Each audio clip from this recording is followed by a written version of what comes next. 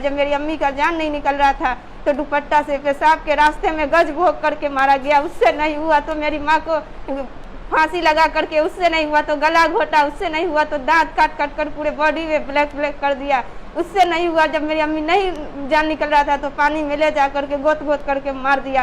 फिर जब मेरी अम्मी मर गई उसको मृत समझ के छोड़ दिया, मेरी दोनों बहन को भी मार करके पानी में फेंक दिया। बहुत दुख है और गुस्से के साथ आज हम लोग यहाँ हैं, क्योंकि 21 जून को समस्तीपुर के आधारपुर गांव में ये नुसरत हम लोगों के बीच है। इसकी 2 छोटी बहन है, ये 3 बहनें। इसकी माँ और 2 छोटी बहनों को घर से भीड़ ने खींचकर माँ को सरेआम उनके कपड़े फाड़ते हुए, उनको खींचकर पूरी सड़क पर परेड करवाते हुए और बहुत बुरे तरीके से उनको पीटते हुए, उनके शरीर पर हमला करते हुए उनकी हत्या कर दी गई। इन दोनों छोटी बहनों के साथ भी बहुत बुरा सलूक किया गया। जितने बुरे तरीके से वो भीड़ पेश आ सकती थी, जिस तरह से यौन हिंसा कर सकती थी, यौन हमला कर सकती थी, किया। और मरना ये समझकर कि ये लड़कियां मर गई हैं, इन दोनों को भी पानी में फेंक दिया गया। और सबसे आश्चर्य की बात है कि ये सब कुछ हुआ पुलिस की मौजूदगी में।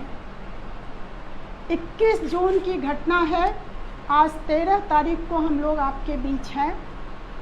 अब तक लगातार आंदोलन के बाद सिर्फ 2 लोगों को गिरफ्तार किया गया है और किसी की गिरफ्तारी नहीं हुई है। वहाँ पुलिस कैंप बैठा हुआ है, लेकिन ये लड़कियाँ अपने घर नहीं लौट सकती क्योंकि इनका घर पूरी तरह से जला दिया गया है। ये अपने रिश्तेदारों के यहाँ रह रही हैं। वहाँ जो पुलिस की सुरक्षा थी, उस पुलिस सुरक्षा को भी ख़त्म कर दिया गया है। भीड़ ने जो हमला किया, उस हमले के पीछे कारण ये बताया गया कि श्रवण कुमार नामक एक व्यक्ति की हत्या हुई। हत्या का आरोप नुसरत के पिता मोहम्मद हसनैन पर लगाया गया और हसनैन ने हत्या की है, ये शोर मचाते हुए, ये हल्ला करते हुए इसके घर पर हमला किया गया। हम लोगों की मांग है कि श्रवण की हत्या भी निंदनीय है। श्रवण की हत्या की जांच होनी चाहिए। अगर मोहम्मद हसनैन उसमें दोषी हो तो निश्चित रूप से उनके खिलाफ कार्रवाई हो, लेकिन श्रवण की हत्या का बहाना बनाकर एक महिला की मॉब लिंचिंग के जरिए हत्या, इसके चचेरे भाई की हत्या, इन दोनों बहनों के साथ जो कुछ हुआ, ये बहुत ही अन्याय है। और न्याय की मांग को लेकर के आज हम आप लोगों के सामने हैं। बिहार की सरकार से गुहार लगाने के लिए तमाम पदाधिकारियों से मिला जा चुका है। आज हम लोग होम सेक्रेटरी से मिलने की कोशिश कर रहे हैं, उनके सामने भी अपनी बात रखी जाएगी। मेरा नाम नुसरत परवीन है, मैं इंजीनियरिंग फाइनल ईयर में हूँ और मेरी बहन, ये दोनों बहन पंजाब में फाइनल ईयरिंग कर रही हूँ इंजीनियरिंग से। और ये सब जो हुआ, हम लोग 6 बजे के करीब, सुबह 6 बजे के करीब चाय पी रहे थे और श्रवण कुमार की मृत्यु हो गई। तो एकाएक सब मिल करके मेरे घर पे हमला किया और बोला कि इसकी मृत्यु हसनैन ने किया है, और सब उसी टाइम मेरे पापा को खींच कर ले गया। उसके बाद से मेरे पापा को अता पता नहीं है, और उसी वक्त मेरे दोनों बहनों को और मेरी अम्मी को खींच कर ले गया और कपड़ा फाड़ते हुए बेनंगन करके ले गया। तीनों बहन को, मेरे अंकल को, मेरे भैया को, सबको ले जाकर श्रवण कुमार के घर में एक रूम में बंद कर दिया। और फिर उसके बाद मेरे खोज रहा था सब वहाँ, लेकिन मैं जान बचाकर रूम में छुप गई थी।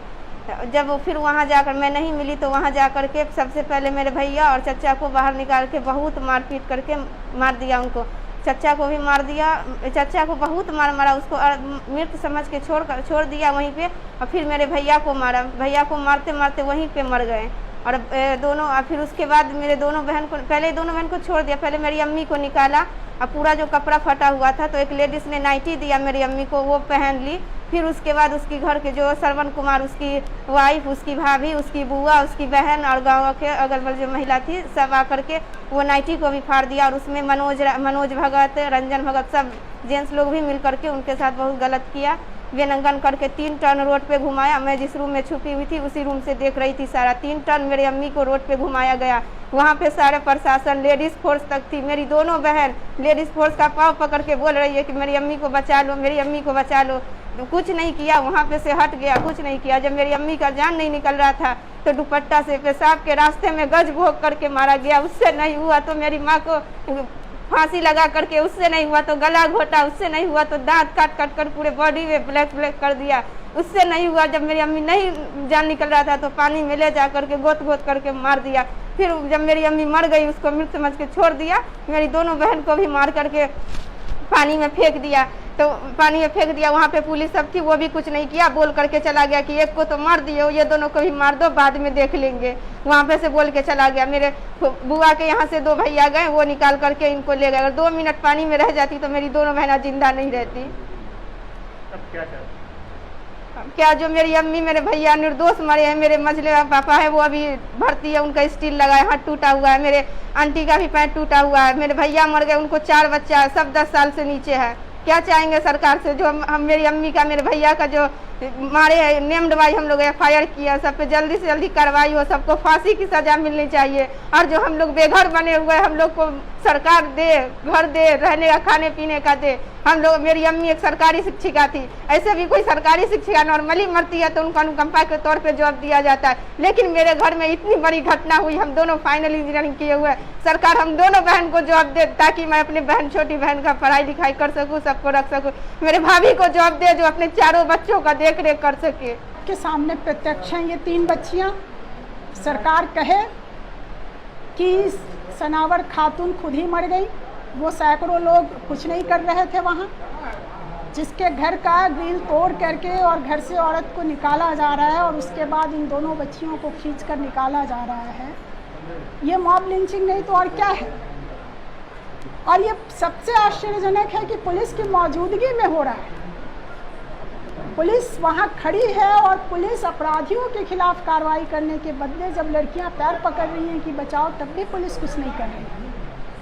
तो ये किस तरह का राज्य सरकार यहाँ पर काम कर रही है, किस तरह से पुलिस प्रशासन को यहाँ छूट मिला हुआ है कि वो अपराधियों को बचाए। और पीड़ित लड़कियाँ आज लगातार समस्तीपुर के प्रशासन से मांग करने के बाद, जो कमिश्नरी है, कमिश्नरी में जाकर आवाज़ उठाने के बाद भी जब न्याय नहीं मिला, तो आज हम लोग पटना में इनके साथ खड़े हैं, आपवा के हम तमाम लोग, और हम यहाँ सरकार से मांग करने आए हैं। आज सरकार के प्रतिनिधि से मिलने की हमारी कोशिश होगी। होम सेक्रेटरी से हम मिलने जा रहे हैं कि इन बच्चियों को न्याय मिले।